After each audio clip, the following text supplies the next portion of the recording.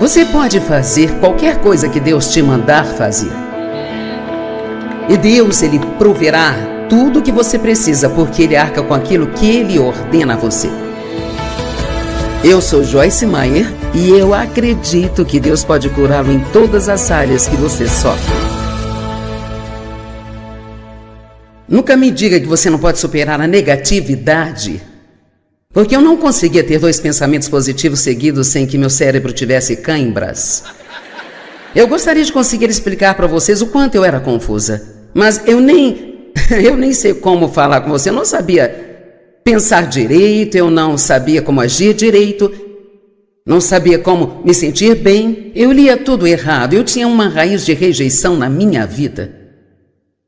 E isso afetava tudo que acontecia. Se você tem isso, eu posso garantir que isso está afetando seus relacionamentos. E vou dar um exemplo de como isto funciona.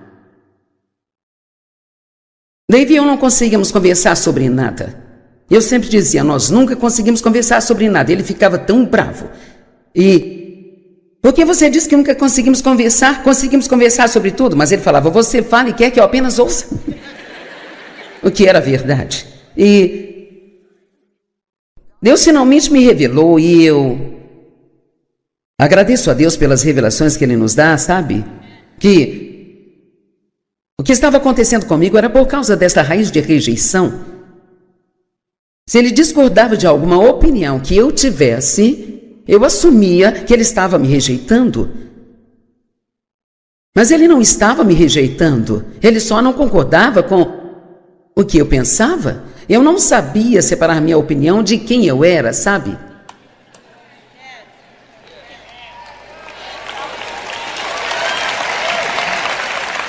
Vamos, alguém precisa disso? E assim, uma vez que aprendi a ver isso, que só porque alguém discordava de mim não significava que estava me rejeitando, isso fez uma enorme diferença, mas tive que passar por cima da rejeição, da traição, e também do abandono. Sabe, já era ruim que meu pai tivesse abusado de mim, mas minha mãe, sabendo o que ele estava fazendo e deixá-lo fazer aquilo, foi ainda pior. Sinceramente, foi mais difícil perdoá-la do que a ele. Mas ela também tinha medo. É tão incrível o que o medo faz conosco. Você entende isso? E é terrível o que o medo faz com você. E então, quando finalmente ela me pediu perdão, que foi só 30 anos depois que Dave e eu nos casamos, ela disse, sinto muito por ter deixado seu pai fazer o que ele fez com você, e eu simplesmente não conseguia enfrentar o escândalo. Bem, honestamente, a minha mãe ela era fraca. E eu nunca a odiei de verdade, mas eu odiava a sua fraqueza. Então eu estava determinada a não ser uma mulher fraca. Se eu fosse ser alguma coisa, eu não seria uma mulher fraca. E, de certa forma, isso veio a meu favor, porque ajudou-me a passar por muitas coisas das quais a maioria das pessoas teria desistido. Então, estávamos indo à igreja, mas eu não estava aprendendo nada que estivesse me ajudando com o meu problema. Eu não entendia que eu tinha um problema. Uma das primeiras escrituras depois que foi batizada o Espírito Santo, que Deus realmente imprimiu em mim, foi João 8, 31 e 32. Se vocês permanecerem na minha palavra, então vocês serão meus discípulos e conhecerão a verdade libertará vocês. Veja, e é a verdade que nos torna livres, mas não é a verdade sobre uma outra pessoa, é a verdade sobre nós mesmos que vai nos libertar. Eu acho que a coisa mais difícil de lidar é ter que enfrentar a verdade de que nem todos os seus problemas é culpa de uma outra pessoa, sabe?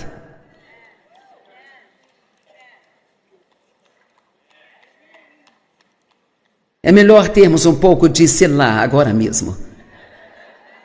Que significa, faça uma pausa e pense com calma nisso. É muito difícil assumir a responsabilidade pela sua própria bagunça. E assim, claro que durante muito tempo eu culpava todos os meus problemas comportamentais ao fato de eu ter sido abusada. E sabe, eu me lembro quando Deus me disse, sim, é por isso que você é do jeito que você é, mas não deixe que isso se torne uma desculpa para permanecer assim.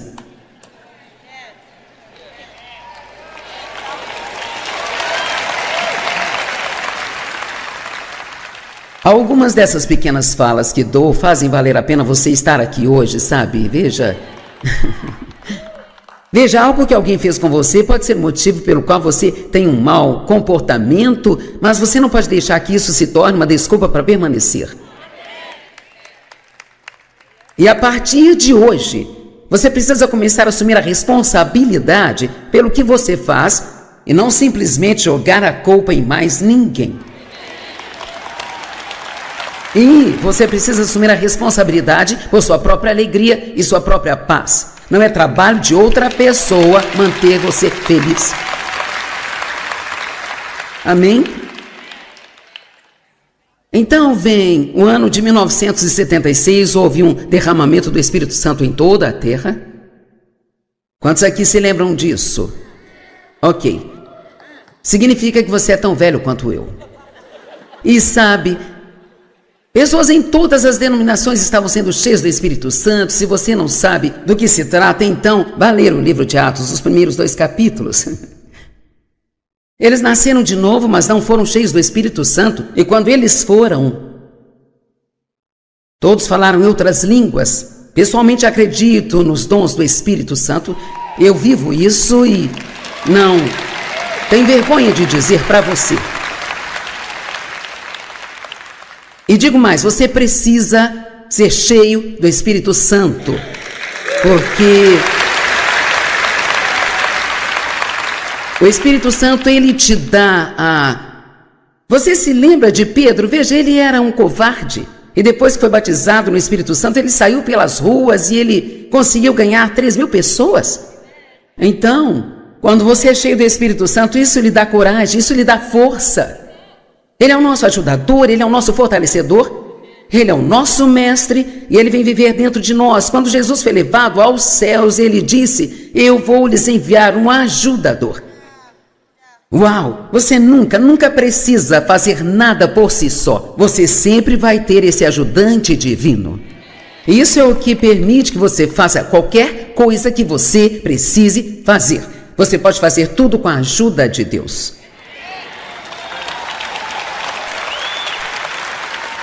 Amém? Então, eu fui cheio do Espírito Santo e, claro, manter a boca fechada não era uma opção para mim em primeiro lugar, sabe? Quando Deus te toca com aquele fogo santo, você fica animado e quer contar para outras pessoas. E essa coisa toda de bem, minha religião é algo privado, é uma grande bobagem.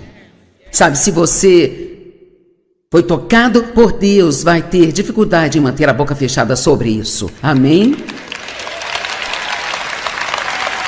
E havia muitas coisas acontecendo. Eu nem sabia realmente o que tinha acontecido comigo. Certa manhã eu estava a caminho do trabalho e estava decepcionada com a vida. Dave e eu tivemos uma briga naquela manhã e eu clamei dizendo, Deus, você tem que fazer algo na minha vida hoje. E sabe, naquele momento não me importava se eu recebesse o milagre católico ou batista ou luterano, sabe? Nada disso fazia diferença. Eu só queria que Deus fizesse algo na minha vida. E sabe, quando você ficar desesperado o suficiente, você sairá das linhas de sua denominação, se for isso que tiver que fazer. Bem, então, isso é bem interessante para mim. Muitas pessoas estão sempre buscando qual é a vontade de Deus para suas vidas, sabe? Agora veja, eu nunca perguntei a Deus qual era a vontade dele para a minha vida. Mas quando ele se preparou para me dizer... Acredite, eu entendi. Então eu não acho que você tem que sair por aí numa expedição de escavação. Você só precisa dizer a Deus, eu quero fazer o que você quer que eu faça, Deus.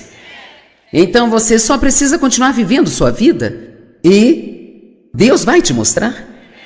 Ele vai abrir uma porta, vai falar com você, Ele vai mostrar a você, Ele vai te dar um desejo avassalador de fazer alguma coisa, ou você realmente vai trabalhar com crianças, ou haverá algo que você realmente vai querer fazer. Então, acho que só precisamos acalmar sobre isso. Ó Deus, qual é a sua vontade para mim? O que você quer que eu faça, Deus? O que você quer que eu faça? E assim eu estava arrumando a minha cama numa manhã, ouvindo, naquela época, eram fitas de pregações. Naquela hora estava tão emocionada que eu vi uma hora de ensino, sabe, sobre apenas 3 ou 4 escrituras. E durante aquele tempo eu fiquei tão fascinada pela unção para pregar que estava sobre aquele homem.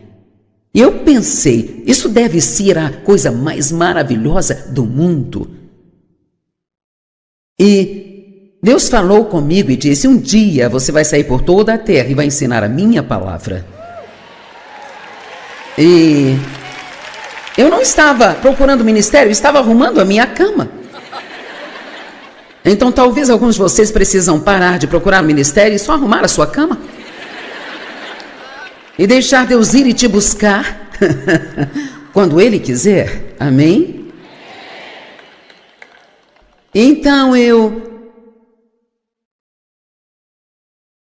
testemunhei para uma moça que trabalhava comigo. Eu a levei para o banheiro do trabalho e a ganhei para Jesus. Então eu comecei a sair e voltar da minha mesa e ouvi Deus falar comigo, você não pode deixá-la desse jeito. E eu disse, o que quer que eu faça com ela, Deus? Eu ouvi o Senhor dizer, ensine a palavra a ela. Eu disse, eu não sei como fazer isso. Eu sei disso. Bem, eu fui até o meu pastor luterano e disse, se você fosse começar um estudo bíblico, por onde começaria? Ele disse, pelo livro de João. Então eu peguei uma Bíblia de referência Thompson. Eu comecei no capítulo 1 de João e convidei todas as pessoas que trabalhavam comigo. Eu era gerente do escritório e havia 12 moças que trabalhavam comigo. Eu não tinha senso para perceber que todas iriam se sentir obrigadas a ir no estudo. Apenas achei que eu tinha um bom público. E assim, então, logo no primeiro dia que preguei, as 2 mulheres receberam uma multa de estacionamento. Então, esse foi o meu grande começo. E isto se transformou no estudo bíblico que fiz na minha casa por 5 anos, e ao final desses 5 anos surgiu uma nova igreja em nossa cidade. Eu conheci o pastor em uma grande reunião que foi numa arena, e alguém o levou e o apresentou a mim. Então nós decidimos que iríamos para aquela igreja. E enfim, resumindo a história, eu acabei indo para a equipe daquela igreja. Mas minha primeira função lá foi a de secretária do pastor, e depois de um dia eles me demitiram, sabe? Sim, é engraçado agora, mas eu fiquei com o coração partido quando voltei para casa. E então, sabe, aconteceram muitas coisas. Então, ouçam-me, existem muitos lugares onde você pode desistir. Mas você não tem que desistir. Você me ouviu? Há muitos lugares onde você pode simplesmente parar e dizer, eu não vou além disso aqui. Mas não precisa ser assim. Você pode dizer, não, eu vou cruzar a linha de chegada. Vamos lá. Então eu trabalhei 5 anos naquela igreja e foi difícil. Eu tinha 36 anos, o pastor uns 26. Nós 2 achávamos que sabíamos tudo e nenhum de nós sabia nada. E nós somos amigos até hoje. Recebi uma mensagem dele semana passada. E foi difícil. Foi muito difícil. Foi difícil para eu aprender a me submeter à autoridade. Foi muito difícil por eu ter sido maltratada. Eu tinha uma raiz de rebeldia muito forte em mim. Eu não queria que ninguém me dissesse o que fazer. E claro, você não consegue trabalhar para alguém sem que lhe digam o que fazer? e ele era jovem, nem sempre sabia como tratar as pessoas e assim foi bem difícil. Eu tinha grandes sonhos, sabe ou não? Mas então chegou a hora de ir embora e fiquei lá um ano a mais do que eu deveria ter ficado e foi um ano muito infeliz. E finalmente Deus me mostrou de forma clara que eu deveria... Ele me disse, pegue o seu ministério e vá para o norte, sul, leste e oeste. Bem, isso parece empolgante, só que ninguém me conheceu no norte, sul, leste ou oeste. Então fui para... Eu morava em St. Louis, Missouri. Então fui para o norte de St. Louis, sul de St. Louis, leste e oeste de St. Louis. Veja, às vezes você tem que ser como uma criança e fazer o melhor que você sabe fazer. Sabe, eu me senti como Abraão quando Deus diz, saia daqui e vá para o lugar que eu te mostrarei. Eu saí do meu trabalho com uma mesa amassada e uma calculadora e não tinha ideia do que fazer comigo mesma. E assim, comecei uma reunião no condado do norte, do sul e do leste e oeste. Uma vez por mês em cada um deles. E a igreja me deixou ficar com a lista de contatos e eu fazia uma reunião de mulheres naquela igreja que cresceu indo para cerca de 500 pessoas que semanalmente iam para a igreja na reunião de mulheres. E sabe, eu meio que sabia que eu não ficaria lá para sempre, mas eu era comprometida e leal e amava as pessoas de lá, e então eu não queria sair e Deus precisou meio que me expulsar de lá, sabe, gente? E ele me disse, uma noite eu estava sentada na igreja e ele disse, o que está fazendo? Eu disse, estou na igreja. É terça-noite, é dia de culto. Ele disse, terminei com você agora. Já terminei com você e você precisa sair. Eu pensei, você terminou comigo aqui? Eu sou um pilar dessa igreja? Como essa igreja vai sobreviver sem mim? Sabe, às vezes ficamos tão cheios de nós mesmos e achamos que somos mais importantes do que somos. E então eu finalmente saí, vá para o norte, sul, leste e oeste. Quero dizer, toda essa história é hilária. Então, fui para uma estação de rádio fazer um programa de 15 minutos e nós fazíamos tudo, sabe? Eu sentava na máquina de escrever e respondia as pouquíssimas correspondências que eu recebia e aquela lista de contato que tínhamos, nós escrevíamos para as pessoas e pedíamos para nos ajudar e nos apoiar e... Sabe, eu realmente nem sei como Deus fez isso, mas aqui estamos nós, hoje. E principalmente porque eu me recusei a desistir e todo esse tempo eu fui crescendo espiritualmente, passando por todas essas coisas nos bastidores, superando todo aquele lixo, tentando aprender a perdoar, tentando aprender a não me ofender e perdoar quando eu deveria, superando a autopiedade. Cara, eu era viciado em autopiedade, eu a odiava, mas ao mesmo tempo adorava. Então nós dois trabalhávamos a semana toda e a esta altura tínhamos 3 filhos e nós voltávamos para casa e no sábado ele jogava golfe, no domingo assistia ao futebol. Bem, eu não gostava de esportes e não queria que ele gostasse também. E eu tentei mudá-lo e isso foi inútil. Um dia quando eu entrei...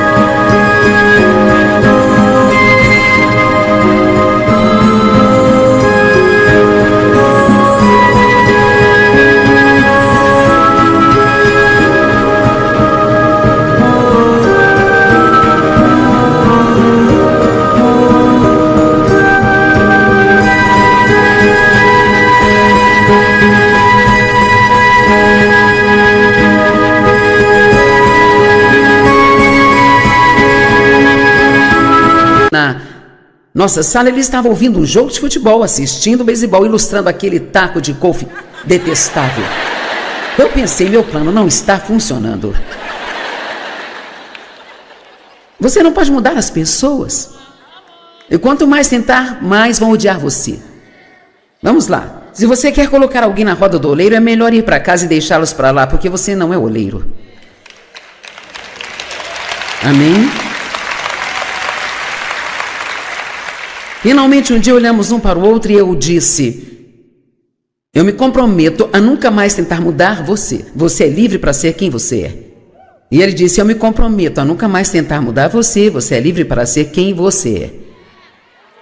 E não estaríamos juntos hoje se isso não tivesse acontecido. Então, se você está tentando mudar a pessoa com quem está casado, esqueça isso. E não vai acontecer. Você pode orar por ele? E Deus pode fazer algo. Nós temos que aprender a amar as pessoas onde elas estão, não onde queremos que estejam. Amém?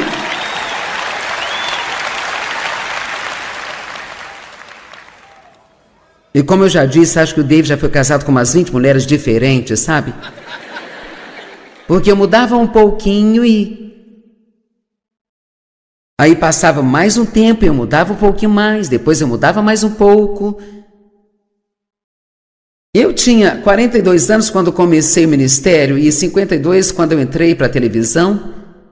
Quando entrei no ministério pela primeira vez, eu tinha 3 adolescentes e um bebê. Então, por favor, não me diga que você não pode fazer nada para Deus só porque você tem filhos.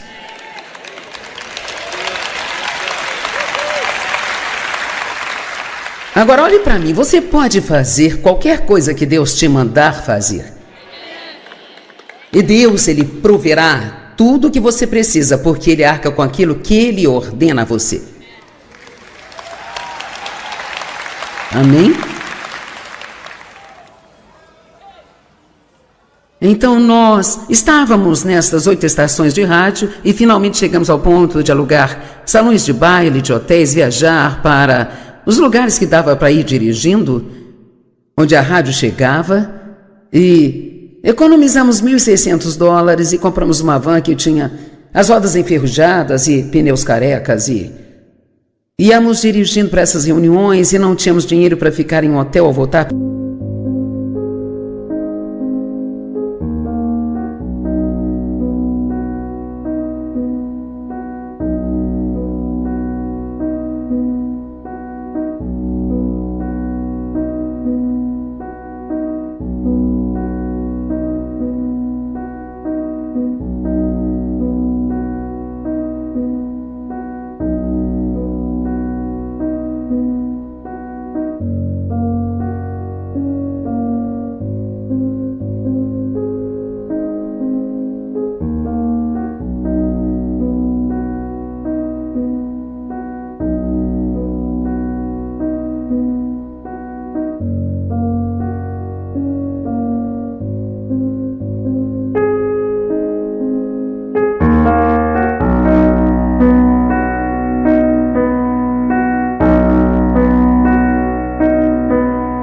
Casa à noite, nós íamos de carro e quando o David ficava muito cansado para dirigir, ele parava no McDonald's ou outro restaurante de fast food, dormia um pouco e depois continuávamos a viagem. Ouça, não espere ser promovido até que você pague suas dívidas. Vamos lá, alguém precisa ouvir isso? Não fique torcendo o nariz porque não lhe dão uma grande posição na sua igreja logo no dia em que você chega, só porque é muito talentoso. Você precisa mais do que talento, precisa de maturidade. Precisa de maturidade espiritual, precisa de caráter. Não apenas representar um personagem, precisa ter caráter. O caráter de Deus. E nós passamos por muitas coisas difíceis, mas sabe, Deus nunca nos decepcionou, nunca pagamos uma conta atrasada. Mas veja, nós trabalhávamos. Eu nem sei como começar a lhe dizer o quanto nós trabalhávamos. Depois que eu entrei na televisão, as coisas começaram a explodir. Quero dizer, estávamos multiplicando como loucos, nosso ministério triplicava a cada ano. E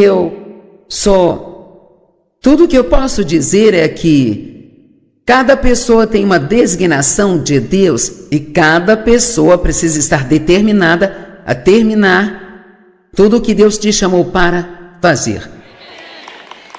E se tudo que você for chamado a fazer é servir ao Senhor, então sirva ao Senhor com alegria. Amém? E contanto que você esteja fazendo o que Deus quer que você faça, você está fazendo algo grande.